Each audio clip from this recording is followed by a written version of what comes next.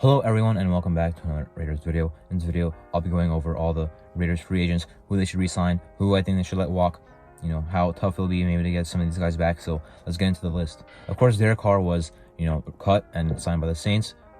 Cutting him was also obviously expected. Of course, Jacobs was franchise tagged. That was expected by me. I think everyone knew who'd get franchise tagged if we did not get a deal done. But then it was, up to would we get a deal done. I did not think we'd get a deal done. I was already pretty sure that Jacobs would be playing for us in 2023, but I'm unsure if he'll be playing for us in 2024 because I just don't know if they'll reach a long-term deal, and I'm not sure if they'll franchise tag him for a second year. So this year, yeah, I think Jacobs will play for us. That's great, but 2024 might be on a new team. Now, the guys we already re-signed, I'll give my thoughts on that. We re-signed Amir Abdullah. I like that. To a one-year deal. He'll be the receiving back next year, the third down back. Now, he definitely should not be the running back too, because that should be an actual running, guy who can actually run the ball. Amir Abdullah had 4 carries last year. We need a guy who can actually run the ball. Maybe that's Zamir White, but they did not show the confidence in that last year. So, I also want to mention, while we're talking about the running backs, I do hope Brandon Bolden gets cut. Not because I don't like him, but that's such a simple $2 million. You clearly saw last year you don't need him.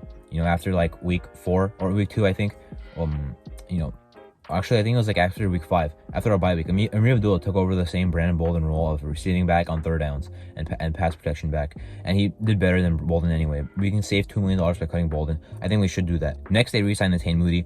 I am okay with that move. I thought they would give him some more play time last year when they signed him, but I guess he was just still new to the team and stuff. But he had some nice hype coming off of him because he had a nice game against the Chiefs when he was on the Broncos. I think he could be a nice guard to look at. He's pretty tough, good run blocker. Pass protection needs work. Not really a guy I look at and say he can start, but a guy that I like bringing back. Then they re-signed Brandon Parker, which is the move I do not like. I thought they were done with this guy, but I guess he's back. Swing tackle Brandon Parker is back again on the Raiders. I do not want this to happen. I think it's a waste of however much we paid him, on this 1-year deal. So probably one year deal. Although I've not seen the details yet, but I don't think it was worth it at all. I don't think it was necessary at all. I don't like bringing him back. I'm not saying he's about to start and give up 10 sacks a year. I'm saying I don't want him back as a depth piece. Jesper Horsted was re-signed to a league minimum 1-year deal. That's fine by me. We need someone else at tight end because Moreau, who I'll get into, is not someone I see coming back. Will Horsted be the tight end too? No. But we saw last year he beat out some guys, made the team as a tight end 3. He could do the same thing this year. But that would probably be behind a new guy we bring in at tight end too. So Horsted probably won't be much of a contributor, but I could very well see him making the team next year. Now getting to the list of people that are still going to be free agents. Cleveland Farrell, first guy. Farrell, they should bring him back if they have a plan for what to do with him, right? Like the Paul Gunther scheme, what they like to do was play him as a 3 technique on passing downs, right? The previous scheme kind of had him as a run defending type of guy, but he didn't really do much in 2021. This year, he actually had a pretty nice role, and he actually played well when Chandler Jones got hurt. He actually looked like a good starter out there. Now, should he be a starter? No. Anyway, there's no way we can move on from Chandler Jones' contract right now. Maybe next year. But I say if you have a nice reason to bring him back, a nice role for him, then you should bring him back. I do not think I'd be saying that, but I'm not, Cleveland Farrell is a bust, obviously, but it doesn't mean he can't have an impact on a, let's say $5 million, $4 million deal. Next is Anthony Everett. Move on from him. That's next. Denzel Perryman. This is an interesting one because, he's a good run defender, very good run defender. I've seen some of the film on him. The way he shoots the apps and makes those tackles are insane. That's probably why he had 14 tackles for loss this past year, and and he missed 5 games. He's a great run defender, great tackler, great leader. He's a classic middle linebacker, traditional Mike linebacker, but the coverage is not exactly good. I know he had 2 picks, but the coverage did not exactly improve. Now I think they should re-sign Perriman because even with the coverage stuff, his run defending is I think not that easy to replace. I think they should get Perriman back. I don't think he'll be worth that much. The Panthers gave him $3 million a year. Now we have to give him more obviously because he made the Pro Bowl with us, but it's not gonna shoot up to 10 million. I heard some stuff about 7.5. I heard some stuff about 5 million. You can re-sign him to a 2-year deal worth 10 or $11 million and get him back. Now, will that happen? Maybe not, because I heard that they failed to reach a deal and he's going to test free agency. But it's not like he's going to be this linebacker free agency class is deep, especially with the fact that the linebacker draft class is not deep. I think teams will definitely do some spending at the linebacker core in free agency. So I don't really think that Perriman will be one of those guys that they spend on, right? because you have a lot of guys like Devonta David, Jermaine Pratt, Bobby Wagner, Eric Hendricks. Those are the guys that are going to get a lot of money. Teams are not going to look at Perryman and throw money at him. So I think maybe after a couple of days of him not finding a contract, maybe we can bring him back. Drake Tillery is someone I do not want back, really. He provided a spark, sure, but that's about it. And what does he have going for him? His run defense is not that good. He provides solid pass rush, but I mean, that's pretty much it. Like, I don't really want Tillery back. You know, like after he had a couple nice games, he didn't really do much. So I'm good on Tillery. Mac Hollins is someone I also want back. Short, one year, not that much money, $2 million maybe. Good special teamer. Now, people have their doubts about him being a wide receiver too. That's fine by me. He doesn't have to be. He could be the 3. He could be the 4. Well, probably not the 3 because Renfro will probably be the 3. You know, as the wide receiver. But wide receiver 4 and a great special teamer for like $2 million. I'll take that in a heartbeat. Rocky Scene, someone I definitely also want back. Now, it's going to cost a little bit more. Not sure how much because, you know, he had a pretty nice year, but he's been battling injuries. So maybe that'll bring his market value down a little bit. Maybe it's around 10 million at most, but I think we can get him for less. Maybe 7 million is what I've heard from, you know, Spotrac, who I'm using to look at the list, obviously. I think he'll get some nice money. The thing is, he's not a corner 1, you know. But the thing is, the corner draft class is so deep that if you fill out some of your other needs in free agency, maybe, well, quarterback is also a question, but maybe you can go out and get, you know, a corner at 7. Gonzalez, you know, Joey Porter, those guys have the markup to be corner 1s in the league. You know, Devin Witherspoon as well. So, you know, maybe re-sign Yassine to be that corner 2. Hobbs, I want back in the slot instantly, like immediately. I don't want him playing on the outside again. I know he was good weeks 1 to 4 on the outside, but I mean, I mentioned it already. Everyone has already mentioned it. We did all this work to find a great slot corner. Marcus Joyner did not work out. We found Nate Hobbs in the 5th round, and now we need a slot corner again because they don't want to play him in the slot. Put him back there and solve that problem, you know, very quickly. Jakob Johnson, I want back.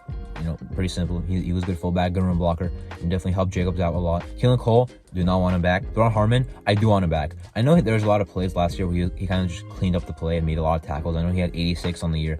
I understand, again, a lot of the plays, but the talent, there was not a lot of talent in front of him, right? I think he was one of the bright spots on the team, did all he could. I mean, he was like 32 and a veteran, you know, that just got there, you know, although a lot of guys just got there, I guess. But, you know, he still made an impact for us. I would bring him back. Jermaine Illuminor, I 100% see him coming back, and I do want him to come back. It won't be that for that much, maybe 5 million, maybe 6 million. The tackle, the O-line is really not that big of a deal. I mean, you re-sign Illuminor to a serviceable deal. You don't cut Andre James, which would be, in my opinion, stupid. You get 1 new guard. Either in the draft or free agency, your offensive line is set. You're gonna have 4 returning starters, in my opinion, if you don't cut James, which I think would be stupid. And re-signing Illuminor, I'm almost confident that it will happen. John Brown, everyone loved this guy last offseason, including me. We were wrong about him. I don't want him back. Andrew Billings, 100% need him back. He was the best defensive tackle on the team last year, which is probably not saying much either, but it's not like he was actually, like, he actually did provide a service for us. It's not like we're just saying he was the best, but it was a weak room. Like, he actually was good. Great run stopper. Provided some pass rush. We need him back. I'm down for him to start next year as well. Isaac Rochelle, no. Jordan Jenkins and Micah Kaiser, also no. But, you know, some of these guys are, you know, guys that you brought on late or early and didn't really do much, right? You know, Kaiser got hurt. Jenkins got hurt. I like the Jordan Jenkins signing, but now there's not much of a reason to re-sign him. Sean Bauer, I loved how he played in the preseason, but then they did not give him much chances in the regular season. He had a couple games where he played, but did not really do much. So I don't really care if they bring him back or not. Matthias Farley, kind of the same thing. He honestly was pretty good in the preseason. Beat out some guys out there, you know, Levitt, Quintero Cole. Sidney Jones, pretty much everyone also loved the signing, but he did not play that well, and he did get some nice opportunities. So I'm not really wanting him to come back. Roger Teamer, RFA, I do want back. I do like Roger Teamer, at least as a special teamer. He is good as a defensive player. You know, playing on defense. That's more controversial. Some people don't like him. Some people like him. I like him. I think he's a solid, like, rotational safety. Not that comes in every game, but, you know, we've seen him in 2021 and this year. He had some games where he came in and played some defense for us, and now honestly it was pretty nice. Curtis Boland, I don't really want back. Judge Stidham, I do want back. They will re-sign Judge Stidham in my opinion. Him and Illuminor are pretty much locks in my opinion to come back. It won't be for that much money. It'll be for like 2 million, 2.5 I say is the maximum. It won't be for that much. Will he come back? Yes. Will he be the starter? Unlikely, but I don't think it's out of the picture just yet. I've mentioned my, you know, plan for the QB position would be just to re-sign Stidham, even making him starter, and stack the whole team throughout the draft and free agency. We have so many needs, but we have so much capital in the draft and free agency. Next year we can go get a QB. We don't need to risk everything by trying to get a QB this year. And finally, Foster Moreau, who I kind of touched on earlier. I do not see him coming back. I think most of the nation agrees on that.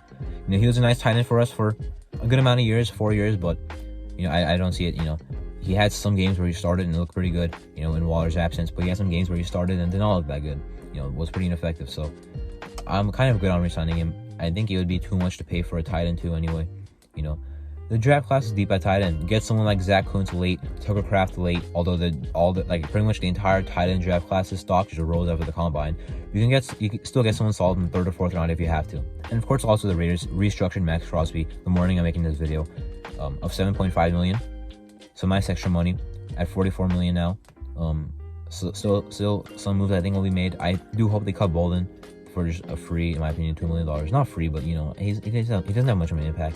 And then I heard they might restructure Tay, and then also, you know, I hope they do not cut or trade Andre James. So there's, you know, some of my final thoughts heading into Monday at the start of the tampering period. So that was me going over all the Raiders free agents, discussing who they should bring back, who they should let walk, and you know how much it would cost to get them back. So anyway, I'm Arto, and thank you for watching.